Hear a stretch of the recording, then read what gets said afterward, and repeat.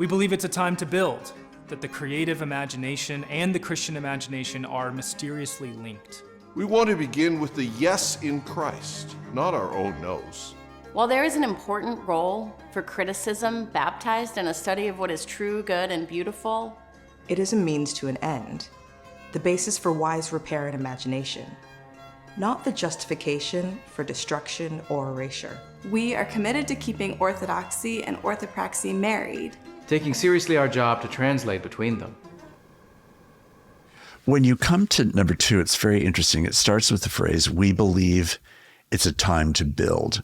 Why turn there next? You began with this, in a way, grounding theological humanism, and then you move next to human action in the world. We believe it's time to build. I just think that's a fascinating and compelling move. Yeah, well, my intellect has honestly primarily been trained by music. I'm a reader, obviously, but I think this, if you're asking about sequence and order, my favorite, I was a pianist as a young person, and my favorite pieces of music have always had a surprise quickening in them.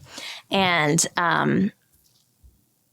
I think I have been formed professionally by a series of intellectual worlds across right and left, in the faith world and the secular world, political philosophy, pure philosophy, that is really good at claiming the kind of, not whether you want to call it doctrinal territory, purely philosophical territory. And I think part of what I have loved about working at Comment is that we do fundamentally see ourselves as seeking to, as best we can, to serve institutional leaders who are reading doers, who are thinking doers, and who are deluged, especially I would say over the last decade, with very erudite, very nuanced, very worthy critiques, sometimes coming out of an intellectual tradition, not always.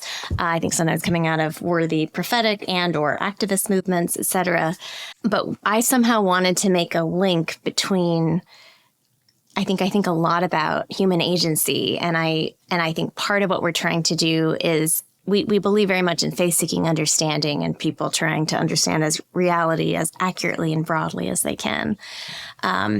But there was something about first beginning with, this is who we believe Christ is, which explains actually something about who you are, who I am. And that is a glorious mixture of divine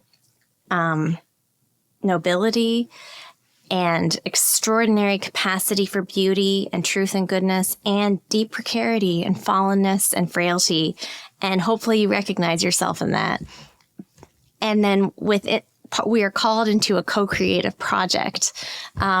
We're not, in my view, just waiting for God to save the day or for us to endure this little life and whisk us to the next heavenly Thomas Kinkade painting. So I think it was almost more musical for me, like between movements and a piece.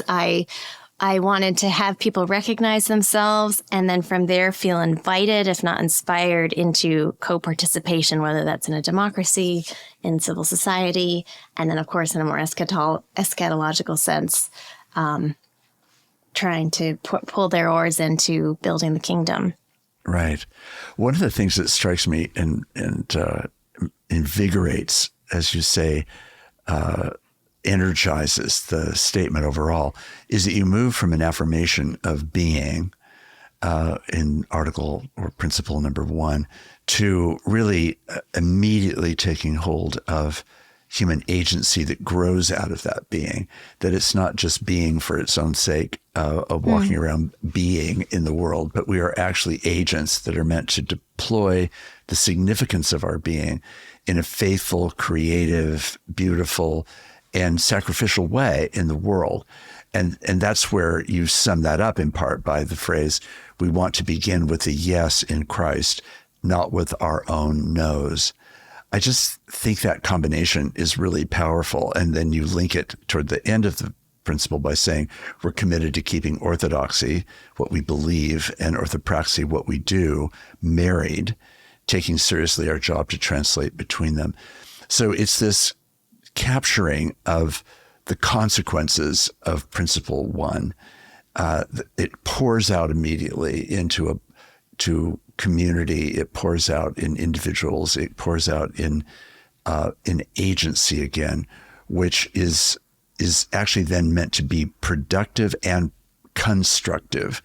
And you do go on in the next bit, and also toward this, to say, of course, there's a place for criticism and critical thinking and so forth and so on. However, in the end, it's not about destruction or erasure. It's about contributing the true and good and beautiful in a messy world.